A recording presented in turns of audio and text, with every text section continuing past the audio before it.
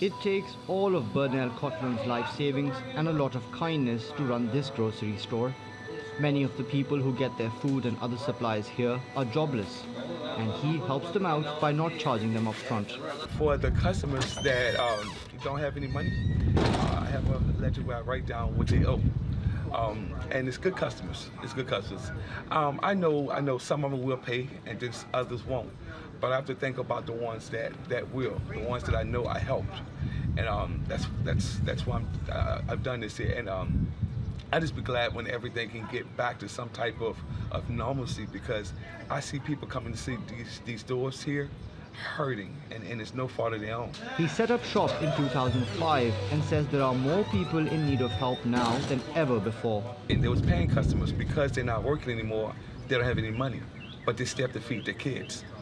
Rising unemployment isn't a problem for just this New Orleans neighborhood. 5.2 million Americans filed for unemployment benefits last week. That raised the number of jobless people to 22 million over the past month. Job losses have hit a record since businesses began shutting down to stop the spread of COVID-19. That means about 15% of the country's workforce is now unemployed, and some experts say this could rise to 20% by next month. The big department stores are just not going to recover from this because they're going to be perceived as dangerous. There are like 3 million workers in department stores alone. There are about 15 million in retail sales, another 13 million in accommodations and food.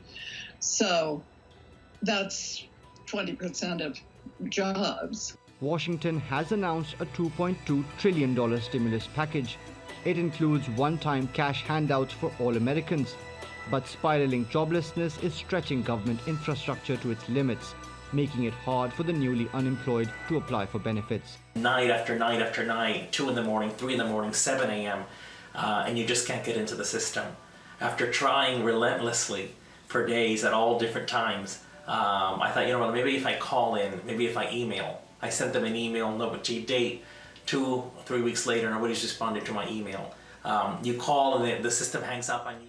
That's worsening the economic impact of the coronavirus pandemic for millions of Americans. But at least for the residents of New Orleans' 9th Ward, a friendly neighborhood store is ensuring no one goes hungry, whether they have a job or not. Mobin Nasir, TRT World.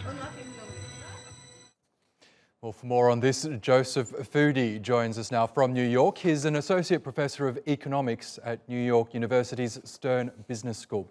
Welcome to Money Talks, Joseph. Now, another 5.2 million Americans filed for jobless claims last week. A big number, but that was 1 million down from the previous weeks. Have we seen a peak to the number of Americans who are going to be out of work because of this pandemic?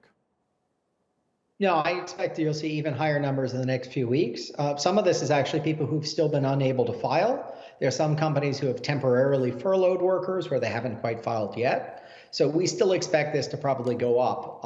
Not maybe the same record numbers you saw in the last 2 weeks, but we still expect this to increase for the next few weeks. You can imagine that the Trump administration will be looking at these weekly figures, feeling perhaps a sense of urgency to reopen the economy. But as we know, thousands of people in America are still dying from COVID-19. When and how should America reopen its businesses and get back to normal? Yeah, that's going to be the challenge because they clearly need to do this slowly and in stages. And given the size and diversity of the country, it may really vary by state or region. But the president's been speaking with business leaders, and with one voice, they've all been saying, better to open up slowly than to suddenly open up, have a new crisis, and have to shut down again. So I think everybody is now understanding that this is going to be a 1 to 2 month process at the very least. And I at least do think there's a pretty broad consensus on that. Okay, the coronavirus outbreak has effectively now wiped out all of the jobs that have been created over the past decade since after the financial crisis. When this pandemic ends, will these jobs be recovered? Can these positions be salvaged?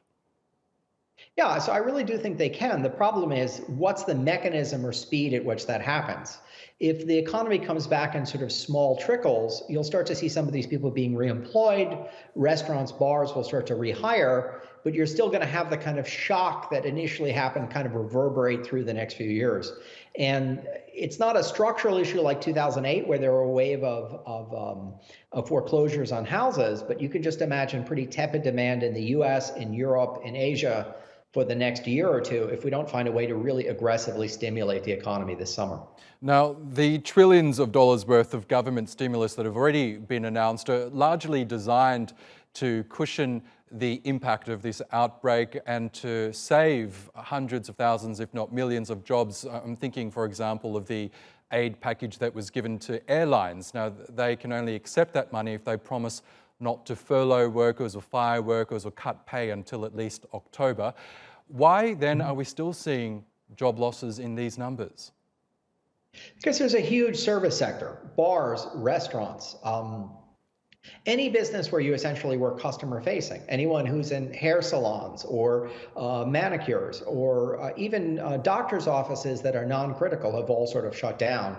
We expect them to reopen and to start reemploying people. But if lots of people are conservative in their pocketbook, it could just be that, like a normal recession, only 90% of that demand comes back once the restrictions are lifted.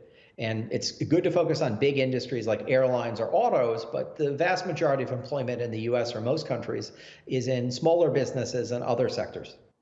Okay, Joseph Foudy from New York University's Stern Business School, thank you so much for sharing with us your analysis.